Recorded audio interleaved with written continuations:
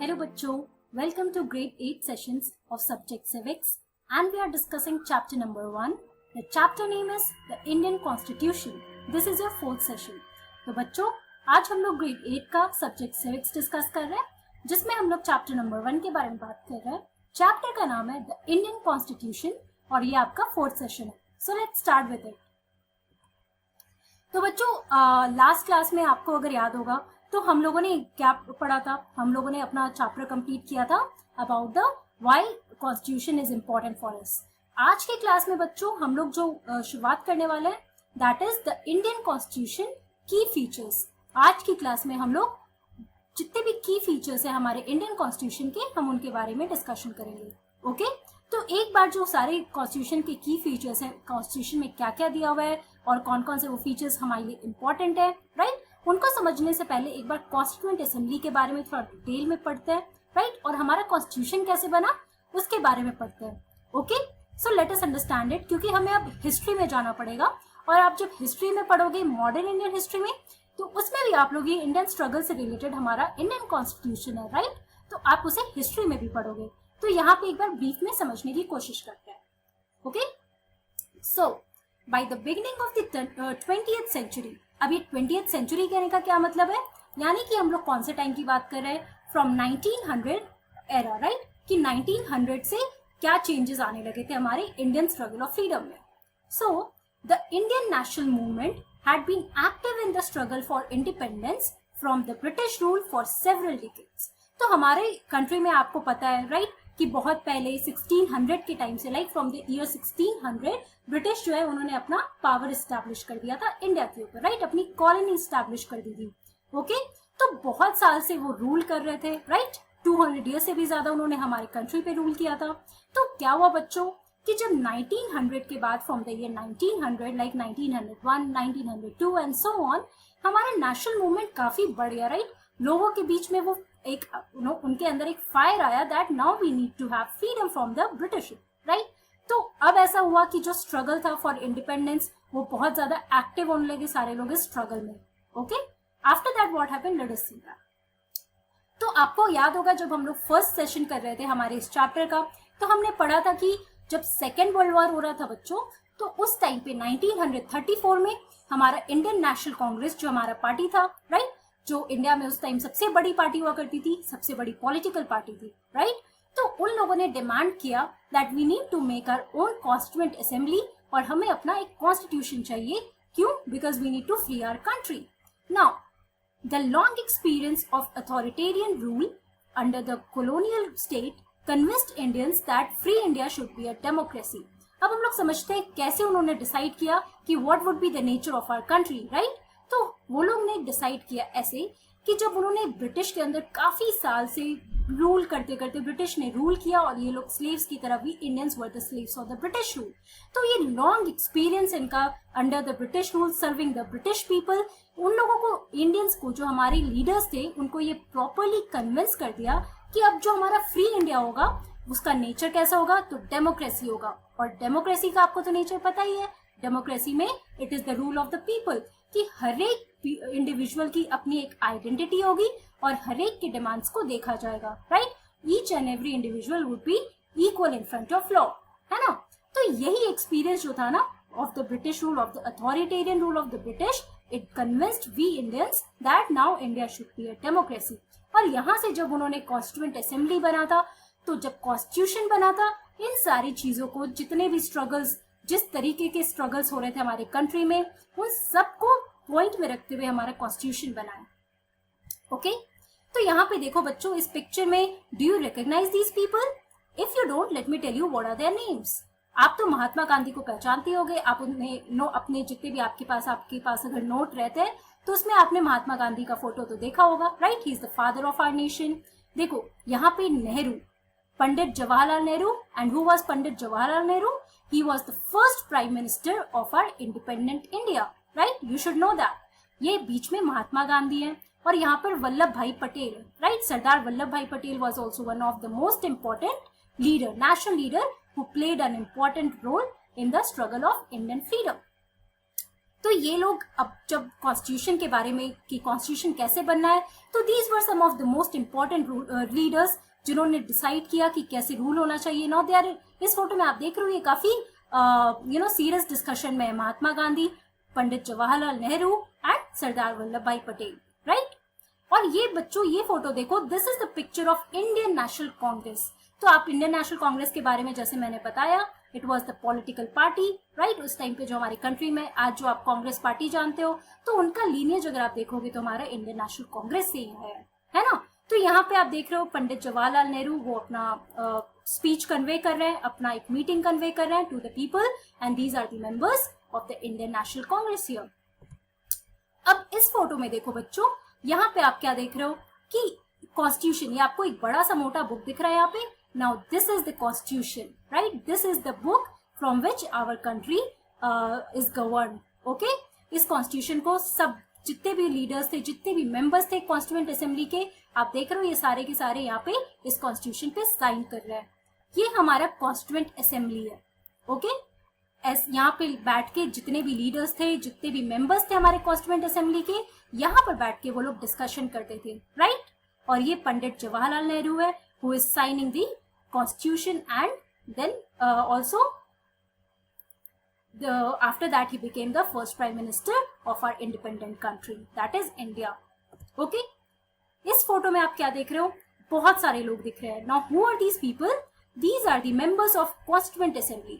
तो बच्चों कभी आप सोचो कि ये जो हमारा कॉन्स्टिट्यूशन है, इतना बड़ा कॉन्स्टिट्यूशन है, इसके बारे में अभी आपने पढ़ा भी है और पहले से आप नाम भी सुन रहे हो, क्या ये एक दिन में बना था?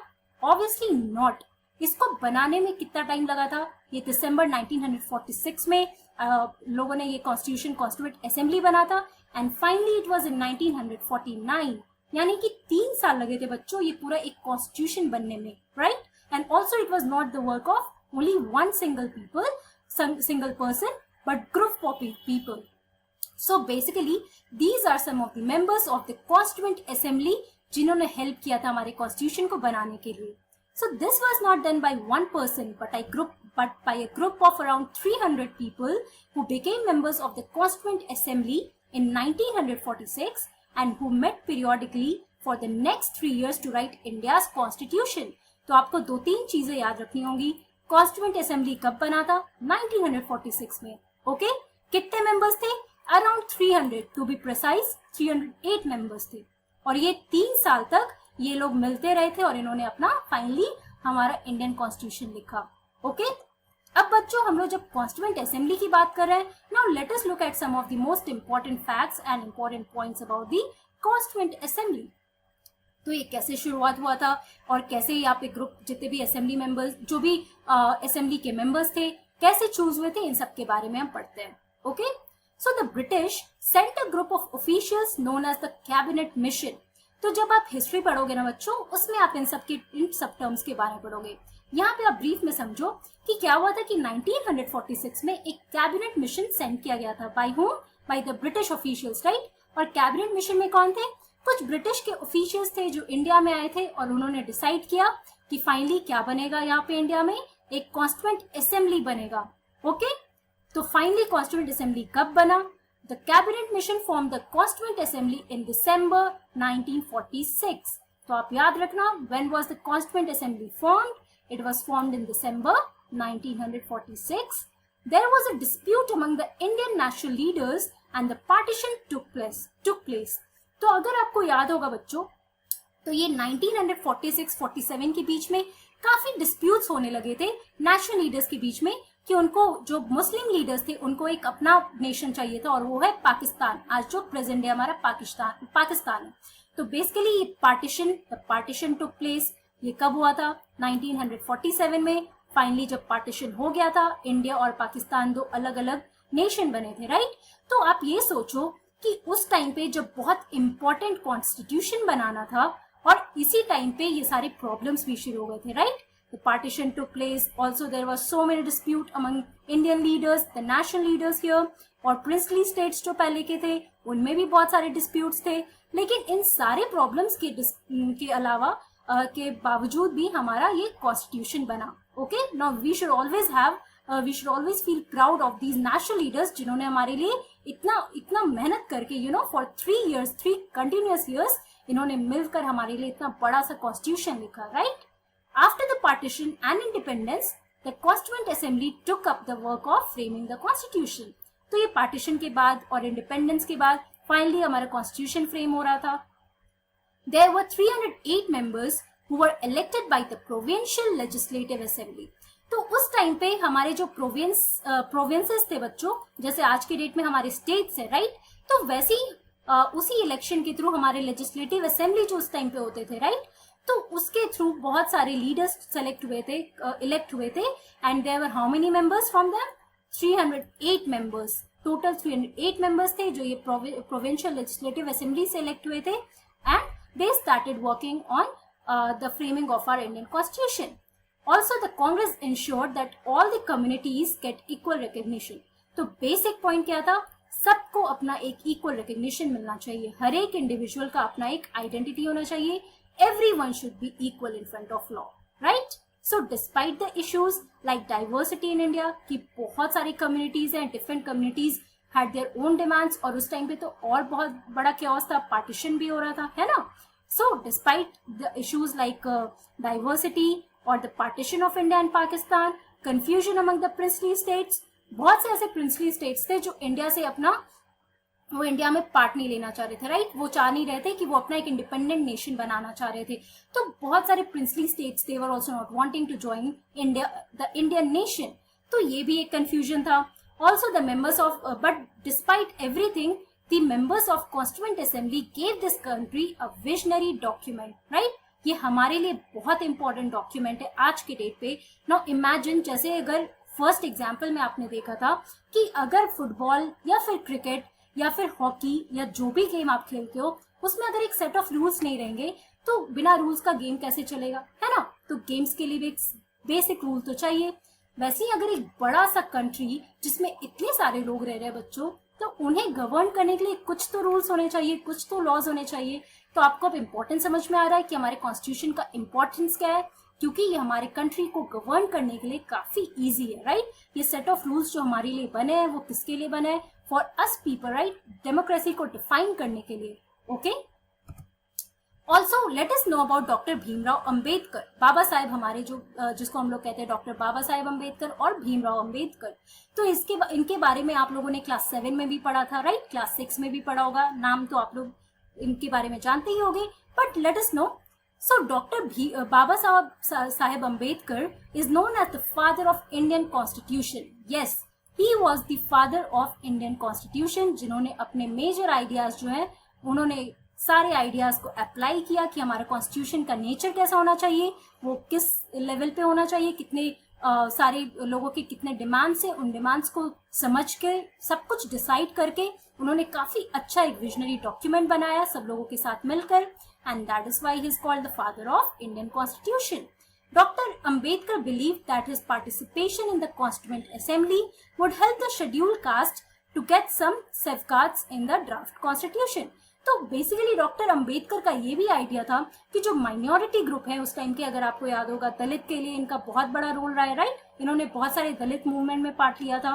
तो इनका आइडिया था कि अगर ये कॉन्स्टिट्यूएंट असेंबली में इन्होंने अगर ये पार्ट लेंगे तो it will help the minority communities, the scheduled caste, tribes and all of them, right? उनके डिमांड्स को भी सुना जाएगा।